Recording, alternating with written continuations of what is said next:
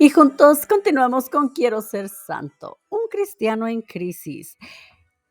El mundo de hoy, inmerso plenamente en la historia de lo que somos, coartífices y corresponsables con los demás hombres. Los cristianos somos testigos de cómo el odio, la insatisfacción, la angustia y el temor continúan destruyendo despiadadamente la vida del hombre moderno, siendo que todo esto no debería tener ya cabida en la vida del hombre liberado por la muerte y resurrección de Jesucristo y hecho partícipe de la vida divina por medio del Espíritu Santo que se ha derramado en su corazón. Romanos 5:5. El hombre fue creado a imagen y semejanza suya, a imagen y semejanza de Dios, y es llamado a vivir en comunión con su Creador, a participar de su exquisito amor y disfrutar de la paz, de la alegría profunda en su corazón, producto de la comunión con Dios. Sin embargo, según el Génesis, ya desde el paraíso decidió vivir su propio proyecto y vivir según su propio criterio, siguiendo el consejo del mundo y alejándose de Dios. Génesis 3, del 1 al 13. Este es el origen de la tragedia del hombre que, teniendo todo para ser feliz en la comunión con Dios, muchas veces decide, como Adán, hacer su propio proyecto de vida y esconderse entre los árboles del paraíso, construyendo así una realidad que, lejos de aportarle satisfacción, lo va sumergiendo en crisis depresivas cada vez más profundas. Así es de que la razón más alta de la dignidad humana consiste en la vocación del hombre a la comunión con Dios. Génesis, y eso lo puede ver también en la Biblia.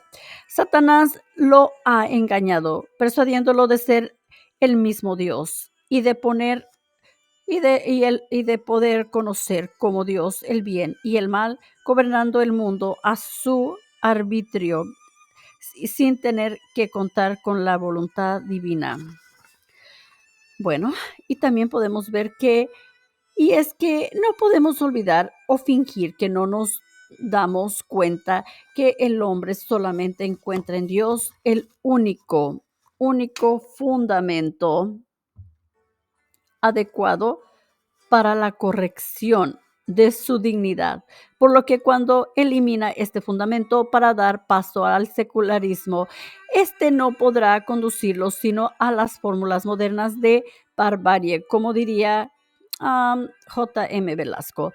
Las formas modernas de barbarie, como les acabo de decir, como diría Velasco. La la muerte de Dios tenía que acarrear necesariamente la muerte del hombre. Y es por ello que queriendo llenarse, se ha vaciado queriendo construir, ha destruido queriendo ser rico, se ha empobrecido queriendo ser pleno y feliz, se encuentra insatisfecho y triste. No necesitamos hacer un gran discurso para darnos cuenta de cómo gran parte de nuestro mundo vive hoy, de manera general, una vida desacralizada, carente de valores y en un poco fuerte de autodestrucción, cuya causa fundamental es muy compleja y multifacética. Podemos encontrarla en la actitud de indiferencia que mantiene con respecto a Dios una muy considerable parte de nuestra sociedad.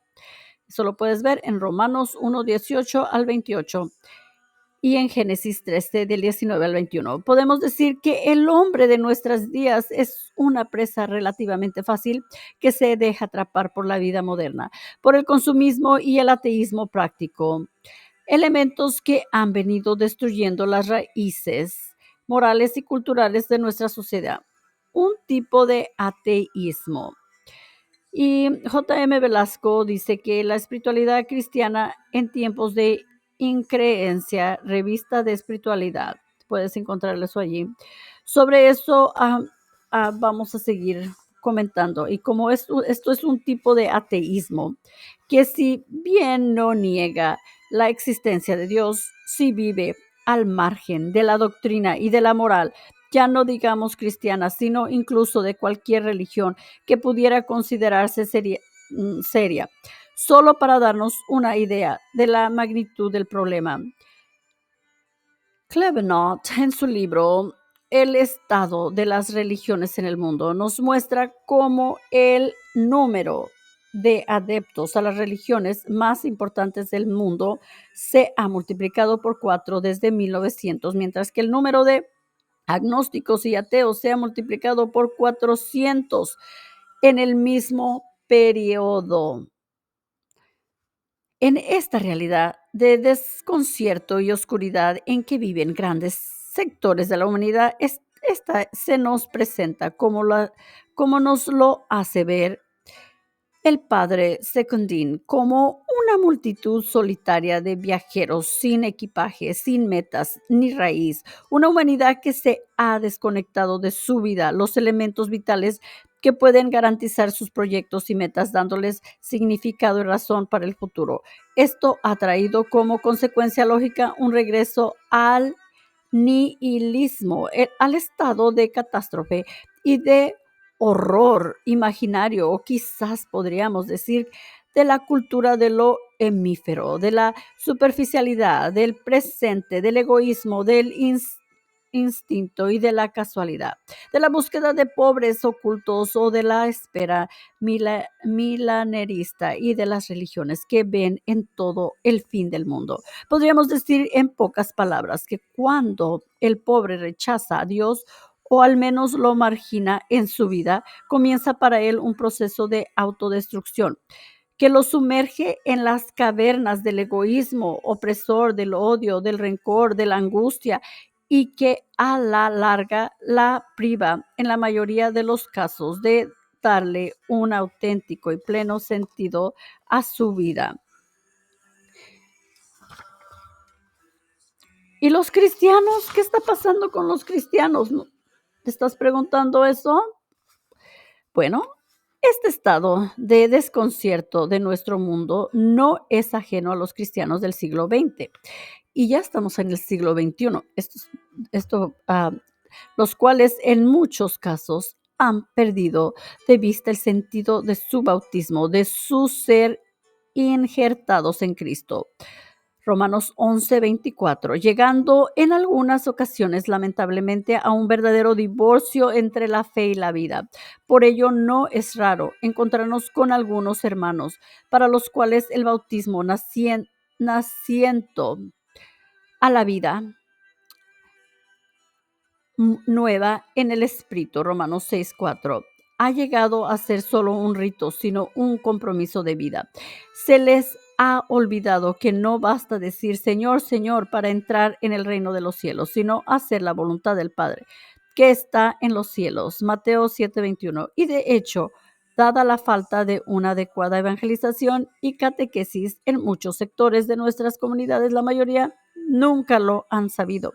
En este sentido, el padre canta la mesa, dice, concebí a Jesús sin darle a luz, quien acoge las palabras sin ponerlas en práctica, quien hace un aborto espiritual detrás de otro, formulando propósitos de conversión que son después olvidados y abandonados sistemáticamente sin llegar a realizarlos nunca.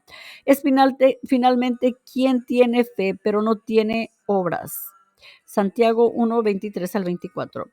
Podríamos decir que la astucia y la sutileza del enemigo y de sus cómplices proponiendo paraísos artificiales y falsos mesianismos que solo conducen a la muerte, han logrado convencer a muchos cristianos de la posibilidad de vivir un cristianismo cómodo, sin compromisos, un cristianismo que podríamos llamar mundano, lo cual por supuesto no es admisible por el Evangelio, ya que Jesús es claro cuando nos advierte, el que no está conmigo está contra mí, y el que no recoge conmigo desparrama. Mateo 12:30. Y en el Apocalipsis, ojalá fueras frío o caliente, pero como eres tibio, ni frío ni caliente, voy a vomitarte de mi boca. Apocalipsis 3:15-16. La vida cristiana siempre ha sido entendida en términos de crecimiento, transformación y desarrollo, pero aún más en términos de radicalidad, como nos lo propone el Apocalipsis en la exhortación de la iglesia, Apocalipsis 2:1-3 al 22.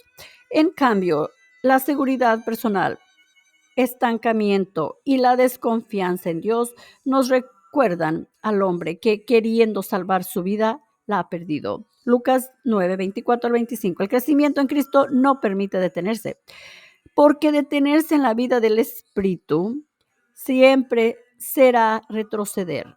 La queja que podríamos tener contra algunos de nosotros, hermanos cristianos, es la falta de congruencia entre lo que creen y lo que viven.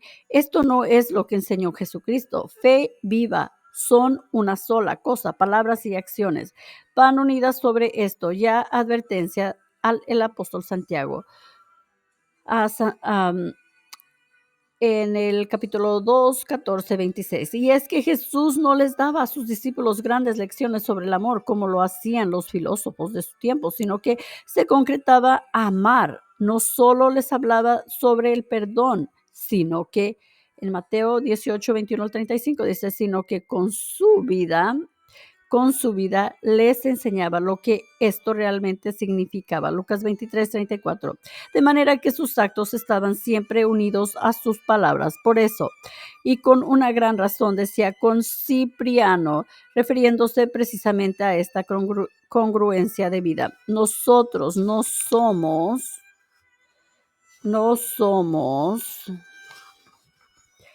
filósofos en las palabras, sino en los hechos. No decimos grandes cosas, pero las vivimos. Ante este divorcio de fe y de vida, algunos cristianos han permitido que su luz se apague y que su sal no sale. De ser guiadas para el mundo, se han convertido en seguidores de este. De ser fuente de vida, se han transformado en cisternas agrietadas. Jeremías 2:13. Es difícil ver hoy en día el rostro de aquella fogosa iglesia que gritaba a los cuatro vientos la gran noticia de que su maestro vivía en medio de ellos. De esa iglesia que no solo habla de Jesús, sino que vivía como Él. Se podrá decir que nuestro mensaje se conserva tan puro como el de los primeros cristianos. Se puede afirmar que nuestros testimonios están siempre en el mismo grado de conformidad en el Evangelio de Cristo. No será más bien que lo que debía ser radicalidad ha venido a ser tibieza. La asamblea cristiana debe reunirse para celebrar la muerte y la resurrección de Jesucristo, Lucas 22, 19, y de esta manera mostrar al mundo el modelo de lo que será el reino eterno al que está llamada toda la humanidad, un reino de amor y caridad, de paz y de justicia, en donde todos son hijos del mismo Padre y por ellos hermanos entre sí, donde el Espíritu que comunica la vida los hace ser ciudadanos de otro mundo. No es difícil constatar que hoy en día algunas comunidades celebrativas nos presentan una comunidad de muertos en vida, una masa informe que asiste más que por encontrarse con el Dios que lo ha salvado y a participar de su vida en abundancia para no faltar a la ley que dice, asistirás a misa enteras todos los domingos y fiestas de guardar, ya que no asistir pone en riesgo su salvación eterna, pues se comete pecado grave. Pensemos por un momento qué pensarían de nosotros cristianos del siglo XX y de los del 21, que son más chicos que nosotros, los cristianos que durante las numerosas persecuciones que se han dado en la historia de la iglesia, han dado su vida gustosamente al ser sorprendidos participando en la Eucaristía. Es triste comprobar que lo que decía Julian Green, quien solía espiar a los cristianos cuando salía de misa. Es verdad, bajan del Calvario y hablan del tiempo. La oración para muchos cristianos dejado de ser un momento en encuentro con Dios para convertirse en una sucesión de frases monótonas dichas de labios para afuera, pero poco o en nada afectan su vida. Por ello, es triste comprobar que el cristiano de hoy no reza o reza muy poco. El Padre Nuestro, la oración por excelencia, enseñada directamente por Jesús ante la petición de sus discípulos, enséñanos a orar, Lucas 11:1, ha sido repetido por nosotros tantísimas veces que, como dice el Padre Cabo de Villa, se ha convertido en una moneda que ha circulado demasiado. Su efigie se ha desgastado. Se trata de un rostro hoy imposible de reencontrar, lo cual podemos decir también del Ave María y de muchas otras plegarias. Pensamos por un momento en el respeto que envolvía la recitación de estas plegarias dentro de la liturgia de San Juan Crisóstomo, que como preparación a esta decía: oh Señor, dígnate concederme que con tu alegría y sin temeridad osemos invocarte a ti, Dios de los cielos, como Padre, y que digamos: Padre nuestro, para que cristianos, para que los cristianos, las palabras de Dios debe ser precisamente eso: palabra de Dios, palabra que no tiene doblez, palabra que es exigencia y radicalidad, como espada de doble filo que parte por la mitad del corazón del hombre y pone al descubierto hasta sus más profundos sentimientos. Hechos 4:12. Hoy en día, sin embargo, se consta cómo muchos cristianos ven con ligereza estas palabras divinas. Quizás sea porque estamos tan acostumbrados a que nuestro lenguaje expresa las cosas en un grado superlativo, que tenemos la tentación de hacer lo mismo con la palabra de Dios. Y así, por ejemplo, cuando decimos que morimos de risa, lo que en realidad queremos decir no es que morimos o que expiraremos, sino simplemente que nos da mucha risa. En cambio, cuando la palabra de Dios dice: perdona 70 veces 7, Mateo 18, 21 al 22, la realidad que expresa va mucho más allá de los números, pues la invitación de Jesús es a perdonar siempre. Sin embargo, nosotros nos sentimos atraídos a minimizar la expresión, y no falta quien diga que se refiere solo a perdonar cuando verdaderamente haya razón para hacerlo. O quizás pudiera ser porque nosotros, como en el paraíso, nuestros primeros padres, haciendo caso al demonio, nos hemos dejado engañar, llegando a pensar que Dios es un mentiroso y que el salario del pecado no es la muerte, cosa totalmente contraria a lo que nos dice la palabra de Dios. Romanos 6:23. Los criterios de algunos de los cristianos se han identificado de tal modo con el mundo que van de acuerdo con sus enseñanzas. En no pocas ocasiones es difícil distinguir por su manera de pensar, de hablar y de vivir aquello que realmente pertenece a Cristo. Hoy, desgraciadamente, no es más importante lo que dice Jesús en el Evangelio que lo que pudiera decir algún filósofo moderno, algún doctor o algún científico conscientemente de esta realidad. El Papa Juan Pablo II, en su encíclica El esplendor de la verdad, propone al hombre moderno y de manera especial al cristiano como única fuente de la verdadera sabiduría, a Dios, invitándolo a acercarse a Cristo, fuente de luz y sabiduría eterna, para preguntarle qué se necesita para ser feliz. Por desgracia, no son pocos los casos de la iglesia de hoy. No se ve, a lo menos am, con con la claridad que debería, como la esposa inmaculada, como el cuerpo santo de Cristo, como la llena de gracia, como una verdadera familia de caridad y de amor que busca la perfección. Más bien, muchas veces aparece ante los ojos del mundo como una organización humana hecha de ritos, leyes, doctrinas y ministros y ministerios. Y quizás esta sea la causa por la cual pierde hoy tantos de sus hijos y tantas simpatías. El padre de Lubbock afirma: ¿cómo van a poder suponer que la iglesia perpetua verdaderamente en la tierra la obra del Hijo de Dios, que vino al mundo a liberar al género humano del demonio que lo tenía oprimido, si no se lo demostramos nosotros mismos con los hechos, por medio de las nuevas costumbres del Evangelio, que para nosotros ha pasado ya la antigua servidumbre y que todo ha sido revelado? ¿Cómo van a poder reconocer que una determinada comunidad cristiana es la portadora del mensaje salvador si ven que se comportan igual que un partido, una secta o un clan? Si su rudeza, sus vanidades o sus divisiones internas les ofrecen el bochornoso espectáculo de un catolicismo sin alma, ¿cómo van a poder ser atraídos por unos hombres que dicen que están poseídos por el Espíritu Santo, pero no parecen tener otra ocupación que la de crucificar de nuevo a aquel a quien pretende adorar? Sin esta congruencia de vida entre fe y las obras, ¿cómo podremos mostrar al mundo que verdaderamente en el cristianismo está la respuesta a las interrogantes más profundas del hombre? Que en la vida de la gracia, en la vivencia del evangelio,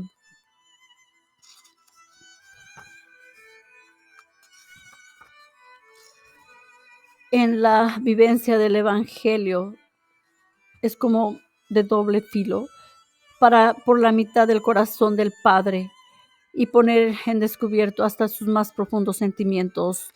Hebreos 4:12. Hoy en día, sin embargo, se constata como muchos cristianos ven con ligereza esta palabra divina. Quizás sea porque estamos tan acostumbrados a que nuestros lenguajes expresan las cosas en un gran superlativo, que tenemos la tentación de hacer lo mismo con la palabra de Dios. Y así, por ejemplo, cuando decimos que morimos de risa, lo que en realidad queremos decir, pues, que, ay, ¿verdad? Que está mal todo eso.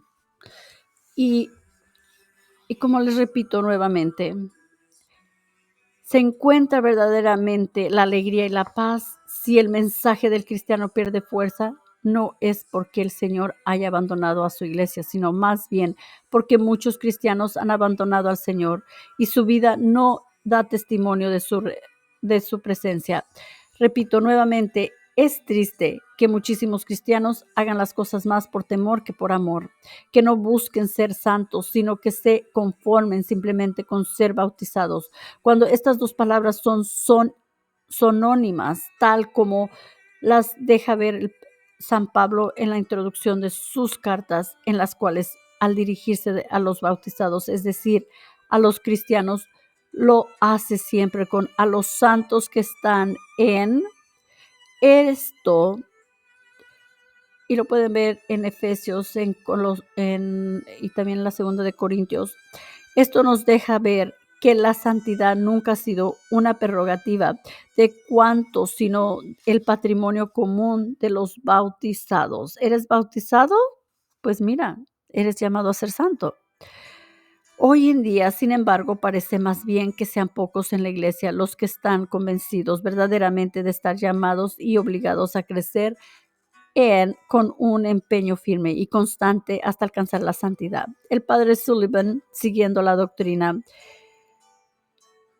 afirma que se pueden distinguir dos clases de católicos: bautizados, los que, poseyendo el Espíritu de Cristo, están plenamente incorporados a la iglesia, y aquellos que no, perseverando en la caridad, aun cuando continúan perteneciendo a la iglesia, no están totalmente incorporados a ella. Si esto es verdad, resulta algo inadmisible.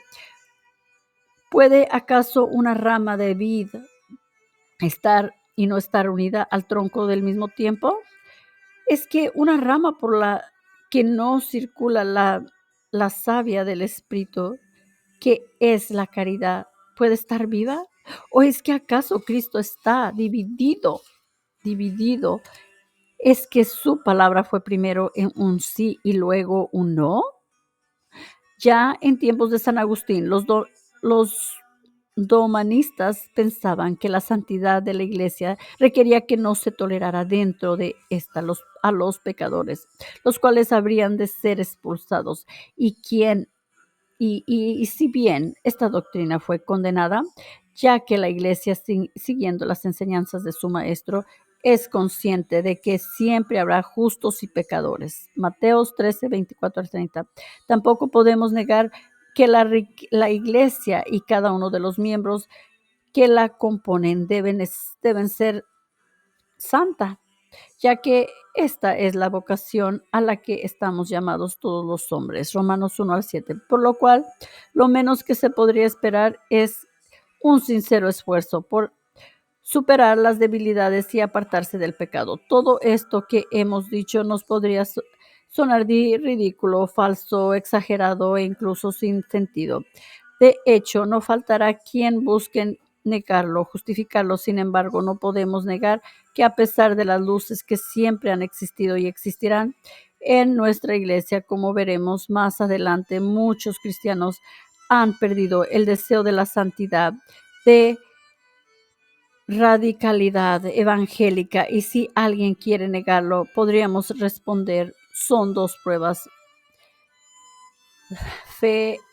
fehacientes: la tristeza y el vacío en muchos cristianos, una tristeza profunda y secreta que se esconde bajo la alegría obligatoria de, que no deja ser apariencia y que encubre la soledad profunda en la que viven muchos nuestros hermanos y que los lleva a buscar falsas salidas y paraísos artificiales en la droga, el sexo, la pornografía, el dinero y el poder.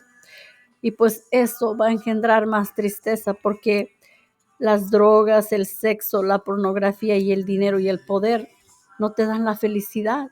Por eso están tristes. Por otro lado, la falta de persecución.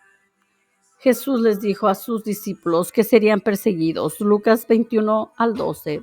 Juan. Y mientras que estos vivieron la radicalidad del evangelio, esta palabra se cumplió en ellos, como se cumple en todos los que de manera serían empuñados en el arado y no vuelvan la vista atrás. Lucas 9:62. En los que son capaces de vivir el evangelio hasta las últimas consecuencias. Hoy, sin embargo, vivimos relativamente tranquilos en medio del mundo, y esto quizás será debido a que somos tibios. Si bien es cierto que somos un pueblo de pecadores, no podemos excusarnos en ello para deformar el rostro de Cristo y de su iglesia y contentarnos con nuestra mediocridad sin aspirar a la santidad. Por ello no basta llegar a ser hijo de Dios, sino que debemos aprender a vivir como hijos en el Hijo de Dios, en Jesús.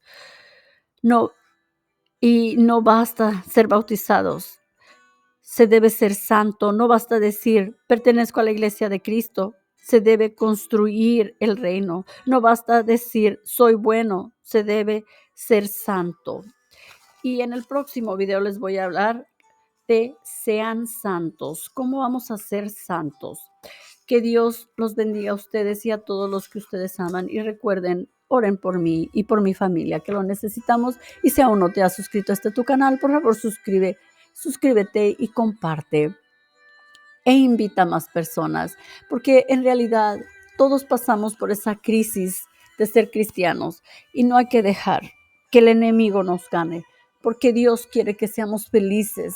Él quiere que seamos sanos, santos, libres, y que nos enfoquemos en las cosas que dan la plena felicidad. Dios no nos quiere triste.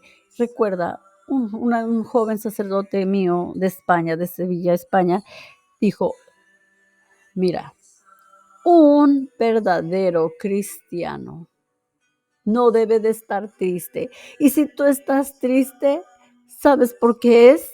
Y le dije yo, ¿por qué, padre? Me dice, por falta de oración y entrega.